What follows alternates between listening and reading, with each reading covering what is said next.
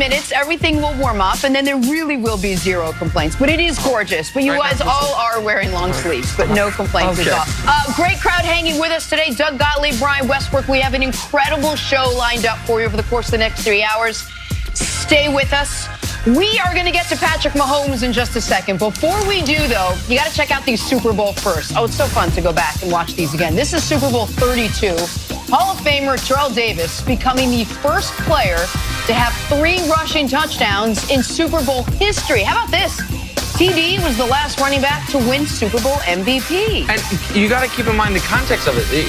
The Packers and Brett Favre are going for their second Super Bowl. They're the big favorites. You think they might have a little miniature dynasty starting there. Instead, this was the first of 2 for those Denver Broncos led by that engine, Terrell Davis. It seemed like this was a game where TD got a little blurry vision, went out before the half, came back 30 carries. I mean, that's impressive. Unbelievable. All right, moving on. How about Super Bowl 52? Tom Brady became the first quarterback in Super Bowl history to throw for over 500 yards. The Patriots ultimately came up short, but Brady's 505 passing yards and 3 touchdowns will forever be remembered, Doug. They didn't punt. But that, right? You lose and you don't punt. Did have some turnovers, missed field goal, and Brady made a bad read on his last throw, but to not punt and lose the Super Bowl sounds crazy. Well, and I believe Brady broke his own record in that game that he had set the previous year in the comeback against Atlanta when he almost threw for 500. He also dropped a surefire touchdown. That's right. Wow. That's right. That's before Philly special. That's right. All right, in Super Bowl 34, Hall of Famer Kurt Warner led the greatest show on turf to a Super Bowl win over the Titans. Warner became the first undrafted quarterback to win a Super Bowl. I was at that game as a little kid, and you thought that when you watched that Rams team have that magical season completed at the end, stopping the Titans at the 1-yard line, you would have, I was, how old was I? 13 years old, so I was probably already gambling. I would have bet a lot of money that the Rams were going to win multiple Super Bowls. They end up getting back 2 years later, losing to the Patriots, who become, of course, the team that wins multiple Super Bowls. Greatest collection of offensive talent in the Super Bowl on that Rams team right there. Until Sunday. Isaac Holt, Oz Hakeem, Torrey, Marshall Faulk. Torrey Holt, sorry, Isaac Bruce, all of it. Oz Hakeem, and of course Marshall Faulk. But it's what everybody says. Don't take for granted getting to the Super Bowl. You never know when you're going to back. All right, time for in or out. Here we go. Jimmy Garoppolo is coming off a game where he completed just 6 passes, but he will surely have to do more if he wants to keep pace with the Chiefs' offense. Brian Westbrook, start with you. You in or out on Jimmy Garoppolo being able to carry the Niners to Super Bowl 54 win? I'm in. There's been so many people that have talked bad about Jimmy G because he only completed 6 passes. Well, it wasn't like he attempted 30 passes and only completed 6. Right. He only attempted 8. And so at that point, I still have faith in him. My faith has never really wavered at all. I also have a bunch of faith in Kyle Shanahan and his ability to scheme up things to allow Jimmy G to throw the ball to wide open tight ends and wide open receivers. I have no problem with Jimmy G. Hopefully, for his sake, he doesn't have to throw the football. But if he does, I think that he can get it done.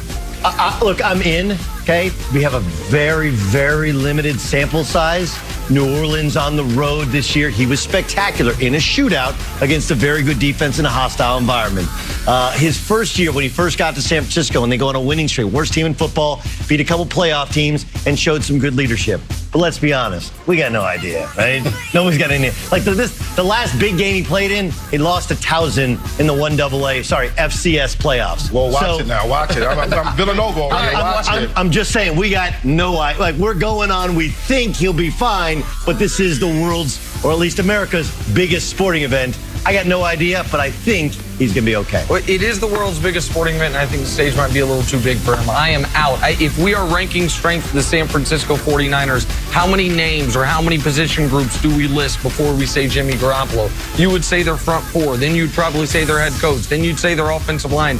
You might then say their tight end, then their collection of running backs. Now we get to Jimmy Garoppolo. If he's your 6th or 7th best facet of your team, he's not one that can carry you to a championship over a red-hot Chiefs team. So it's not that they can't win, but they can't win on the right arm of Jimmy Garoppolo. I am out. All right, moving on. Patrick Mahomes will be going up against Nick Bosa. Bosa may be just a rookie, but he is part of a fearsome front 4 for the Niners.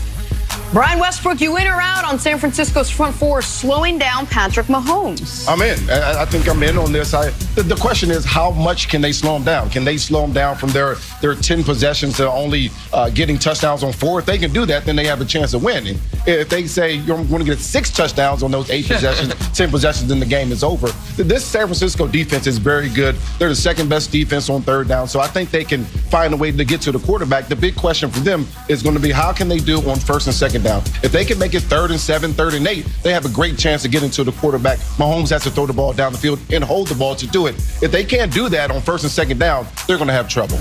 You guys know Admiral Akbar's famous line? The Star Wars trilogy? No. It's a trap! You're all walking into the same trap we've walked into time and again, okay? The big offense, the great arm, all the talent.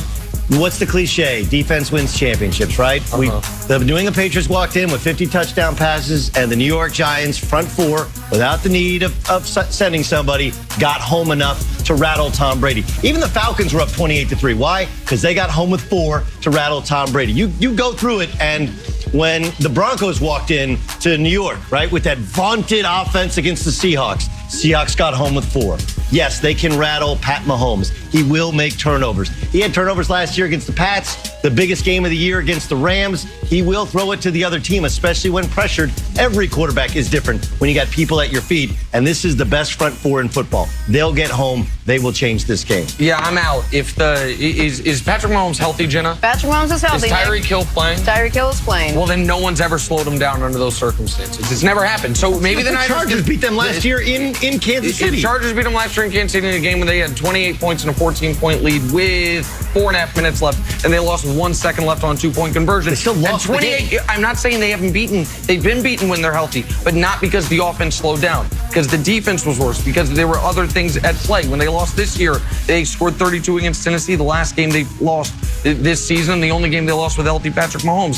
It's not that the Chiefs can't be beaten. They have never lost a game since Patrick Mahomes has been there. When he's been healthy, they've had Tyreek Hill. They've never lost a game when it's been because the offense didn't score enough. It's because they scored 51 and lost. They scored 40 and lost. They scored 31 and lost in a playoff game. So it's not that the Niners can't win, but they're not going to win because they do to Patrick Mahomes what the Giants did to Tom Brady. That's not going to happen. So you're... I said it. I'm out. I said I started it. Of course, you already knew that, Jack. I just wanted to hear him say. Tom Brady's former teammate Rob Gronkowski said he believes Tom Brady should explore free agency this offseason, saying Brady should, quote, see what's out there. Brian, you in or out on Brady exploring free agency? I'm in. I'm all for players saying, I've been in one place for 19 years, and now I just want to see what's out there, see if there's other suitors, see if there's another girl out there that may like me. I'm okay with that. I think that in the end, he should absolutely return to New England and get back to what he knows best up there in Gillette Stadium. But I'm absolutely in on allowing the quarterback like Tom Brady, who's the greatest of all time, to say, I'm going to explore free agency. Okay. So if he explores, but he goes back to New England, does he say that we were on a break? Yes. We were on a break. Jenna and Doug are the perfect storm of 90s references. It was good, right? It was really good. Oh my God. Really good. Sorry. I got happy. I thought about that one in the car over by myself. It's like Friends reference. Anyway, fine. Look around. I do think that he needs to understand the answer may not be the one he thought. Like, people are like, well, Tom Brady is the most accomplished, the greatest quarterback of all time, so you're going to give him a bunch of money. Like, why? What? Maybe the Chargers do because they're trying to save this thing because it's a disaster. Nobody's buying tickets, even though they got a great team and a well-run organization in terms of their actual personnel.